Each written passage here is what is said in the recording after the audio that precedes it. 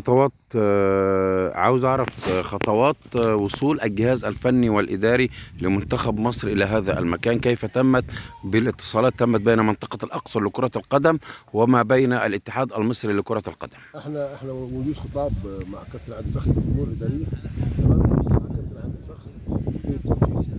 احنا اخذنا كابتن عادل، اعتقد ان هو تذاكر الطيران بتاعت الناس دي وصلت في ميعادها، وفي وفد او ناس بعتهم كابتن عادل فخري في استقبال الجهاز الفني. تواجدوا كمان كان محظر كويس، كان في المدينه الشبابيه هنا في طبله ومزمار، كانوا عاملين حفله، فكانت ظريفه ولافته محترمه. المدير والاستاذ حماده عبد اللطيف، يمكن صورت الموضوع ده انت، بيجي طبله وزماره في انتظار الكابتن وربابه يعني ده بيبين كرم الضيافه اللي موجود في الاقصر. انا بقى برضه بشكر واحد زي الاستاذ محمود ادريس، يعني بامانه الراجل، يعني فوجئت الراجل، انا ما كلمتوش الكابتن وائل بيبقى بعد ما المغرب بيقول لي انا نازل، الاستاذ محمود عازمني على العشاء، مش بتكلم في عشاء ولا اكل، بتكلم في كرم الناس.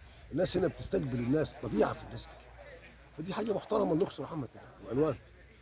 كابتن روما حجاج عضو مجلس إدارة نادي الأقصر الرياضي يقدم واجب ضيافة أيضا باسم أبناء محافظة الأقصر جميعا، انا مش يعني شايفها إزاي من واحد من أبناء محافظة الأقصر؟ احنا مش بنمني بنقول الناس بنعملنا وعملنا، لكن لا بيجي سمه من سمات محافظه الاقصر ان في ناس محترمه بتقوم بكرم الضيافه وتستقبل. وبعدين الناس مبهورين بموضوع البالون.